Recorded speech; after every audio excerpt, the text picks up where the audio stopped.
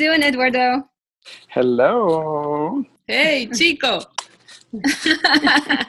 Like you say. Azúcar. Azúcar.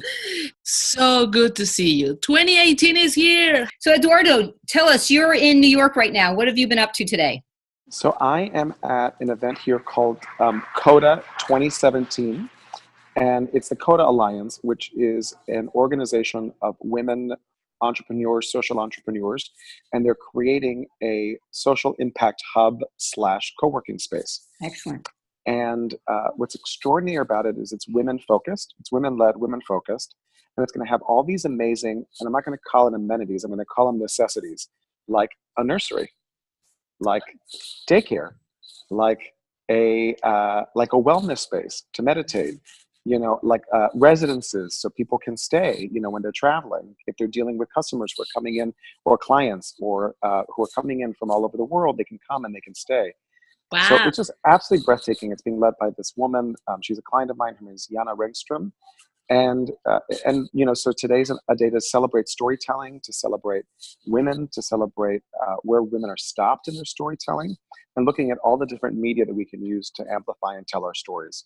So I actually just got off the stage and ran to be here with the two of you, with you two fierce women who I love to have as colleagues in this space. And one of the things that, we did several things. One, so I have a coaching practice called Fearless Communicators.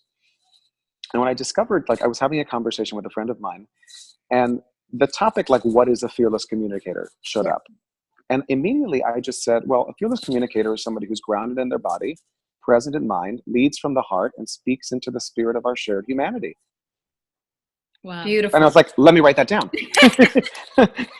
Literally came out of my mouth, and I was like, I got to write it down. So today, what we talked about was the body, and we talked about the mind. Nice. So it was just really, really quick tips. So the first thing that we talked about with the body is people speak cold. They don't warm up.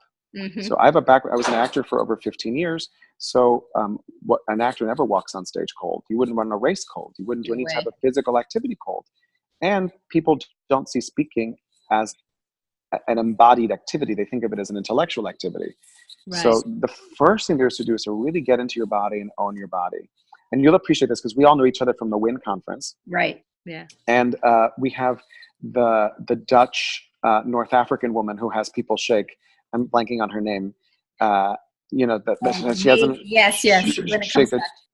So I did the Cuban version of that. So there's this great song. There's now this image in my mind as a Cuban version. Fantastic. Yeah, the Cuban version. So, and I think you'll know this one. But there's a song called "Soy un hombre divertido," right? And it's a classic merengue song. And you start by saying "Seguimos," and then you say "Sí," and you say "Paramos," and you're like "No." And then there's 3 words. So the first word is "sacúdate," and "sacúdate" is to shake it out. So you shake it out, you shake it out, you shake it out, you shake it out. Then meneate is you shimmy. So you shimmy, you shimmy, you shimmy, you shimmy. Now the phone is moving because I'm shimmying. And then the last is agachate, which is you squat, you squat, you squat, you squat. And it's a way to get the body engaged and moving.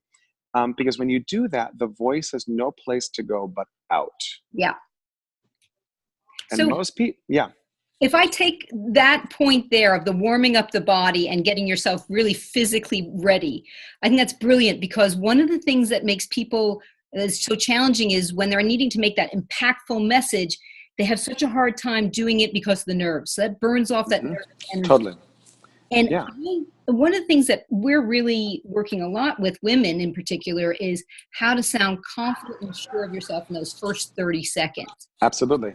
So the first thing is, yes, I would say definitely engage your body and activate your body. Yeah, I would say one of the biggest issues that women have is being heard. Yep. Right. And that's because they think that their voice is here, or their voice is here, or their voice is here, or their voice is here. But your voice isn't anywhere there. Your voice is outside of you. You're right. Right. So one of the things that you mentioned is how to get ready and get empowered body-wise, right? So you're telling this, how do you get that power, that impact in your voice, getting ready before you need to deliver, before you get into that networking event, before you get on stage, correct? Correct. We also work a lot with women around the world. And by the way, for those of you who do not know where we have in front of us the Swiss Alps. So we're here, a New Yorker. You're also New Yorker, Yes. Swiss Mexican. And we're saying hi to all of you from Switzerland. We also work with women and making sure that they really nail it in those first 30 seconds. Mm-hmm. So what would you say to women who say, okay, just give me things that I can do, one or two things, ideas? Okay. So for me, when I want to coach someone to help them sound confident and competent immediately, it's two things: short sentences and something called the downward inflection. Gabby, Eduardo, you both know this one well, right? So instead of saying, hi, my name is Amy, I'm a coach and a trainer, I live in Switzerland, it's, hi, my name is Amy, downward inflection. I'm a coach and trainer. I live in Switzerland. So you're sounding sure and confident, not sounding like you're asking a question. Those are the two tips I definitely would say are powerful ones. Very good. And the one that you just mentioned, the downward inflection, it's key on the phone. True. Right? When the visual is gone and your voice sounds like you're really not asking, you're telling people, right? I think I value this one so much. From my side, I would say if I had to choose two out of everything that we know, one is slow is better than fast. So I would say even in those moments where you think that you want to rush and just deliver fast because you think you're going to be efficient, we tend to speak fast. And then we sound insecure, junior, inexperienced, nervous. So ideally, no Speedy Gonzalez. And speaking of Speedy Gonzalez, I have a question for both of you. Because we're both Latin. Right? So we Exactly. go quick to Speedy Gonzalez. We're like... So how have you trained yourselves to control that and master it? Well, partly having amazing mentors like you, partly following people to get it right, and then really being conscious before those key minutes come. Really slow down, take a deep breath, and really deliver. Less is more in that sense. And finally, I would say good, healthy eye contact. Eye contact is a sign of credibility, confidence, and depending in the world, where you are in the world, you want to do a little bit more intense, perhaps a little bit softer in Asia, which, by the way, I'm going to Asia very soon. And depending where you are in the world, it's part of really looking confident. Nice. Yeah. Awesome. There's such beautiful tips. I love it. So there are two things that I would add. The first one, and Gabriela, you mentioned it, and I really want to really lay into it, which is the most important breath is your first breath. Because we false start. And that's part of the panic of going fast. It's like they ask you a question and you jump in. Right. And the most important thing to do is to breathe. And in that moment, when you get to breathe, like you determine the pace. Right. And in that first breath, you also have time to think. Absolutely. Right? So you can, instead of thinking about everything that you want to say, in that breath, you can isolate the one point that you want to make. Yeah. Right? So that first breath is the most important breath because people do false start. So I would say that's number one. Yeah. And then number two, I want to piggyback on what you said, Amy, about the downward inflecting. And that is that you also, and Americans do this. Yeah. We start downward inflecting in the middle of the sentence. And what's hard for the listener is we listen to that as a period. Mm-hmm. So we want to downward inflect, but it comes at the end of the thought to make your point. Because if not, like what happens if you're constantly downward inflecting, then I hear a period. It doesn't help my ear. So this comes actually from Shakespeare training, which is that you want to sustain the thought as long as you can, and then you stop. So the downward inflecting at the end of the line is what like gives me completion. Yep. And then a breath. And then you don't want to like do the upward inflection thing, but we call it sustaining, which is sustaining the pitch, sustaining the tension. The best people who are at it are like the ministers, like, and then the fury of the heaven, we're going to die, da-da-da-da, and we die. You know? Right. So I think, if I may, all these tricks and tips together, in a way, they're sending out a message to the world, saying, first, you take yourself seriously, you're grounded, you're confident, and this is how they will treat you. So in a way, if you're training them how you want to be treated, Yes. And that's a beautiful process. You send out these signals and they come back to you in the way people treat you. They take you seriously. They listen to you. They value. And I have an awesome one that I want to add. And I this to everybody. On a sheet of paper, before you speak or before you go into a meeting, write what you fear they think about you. I'm not good enough. I'm not smart enough. I don't deserve. I'm not going to be taken seriously. They're not going to like me. I'm fat. I'm ugly. I'm old. I have an accent. Whatever. Write all of that stuff down so that you notice it, so that you see it, so you distinguish it, and then you tear it up. Yeah. Oh, you rip it up. So you rip it up. Like this. Like. Yes, like rip it up. And then all of a sudden you do it and you're like, okay, great. Awesome. Now I have space. Now I can go in and I can share. I love it. It's kind of like you have acknowledged. Yeah. Yes. Acknowledge it. Distinguish it. And then it has no fear. It's not like this feeling or this anxiety. Yeah. It's like I distinguish the fear. It's that I think that they're not going to take me seriously. Okay, great. Well, distinguish that and then tear it up.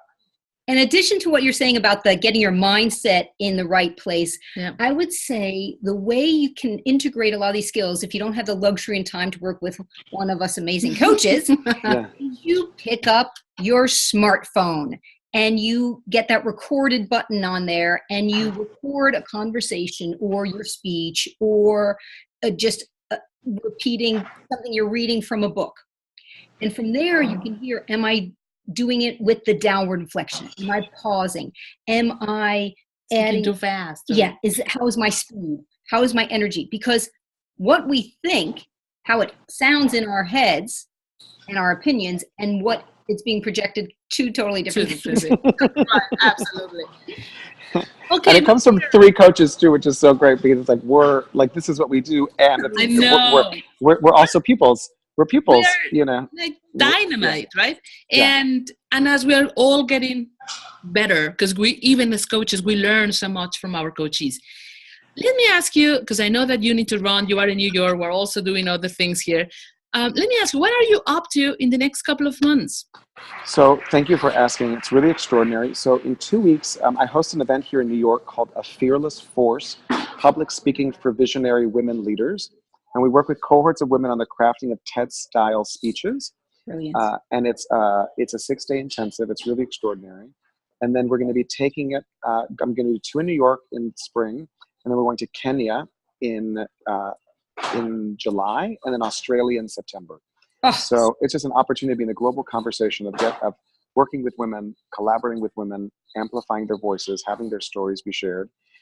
And just like really continuing to elevate the space in which Fearless Communicators gets to show up to serve. And there's a group coaching program that I'm starting this summer. So if anyone's interested, I'm sure we can share that information, via your channels for anyone who's watching. Absolutely.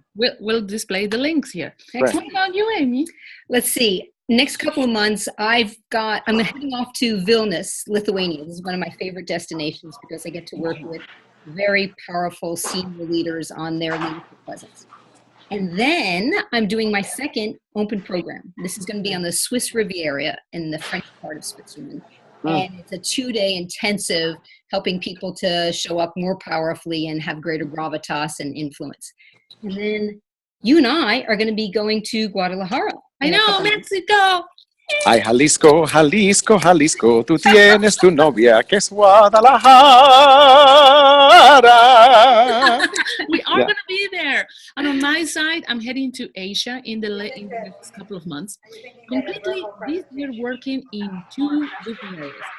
Women in STEM, science, technology, and engineering and math. And also with sports management. For example, now working with the people who go into the Winter Olympic Games in Pyeongchang in South Korea. And also, we're going to be then at some point in Africa. We might actually be checking those dates in summer. I'm going to be in Botswana and other places. Amazing. And who knows, people looking at these 3 powerful coaches may get together somewhere in Europe or the US at some point. Like that idea. I love it. Awesome. That'll be extraordinary. Oh my God, so much fun. 3 powerful coaches. So for now, we send you hugs, Mexican and Swiss hugs, American hugs.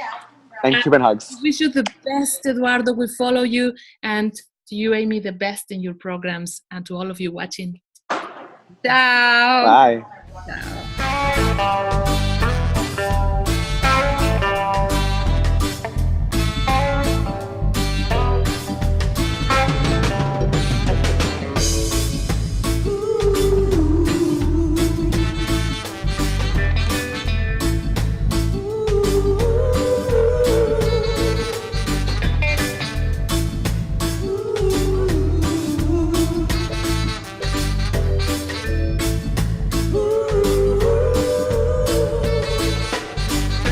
was taken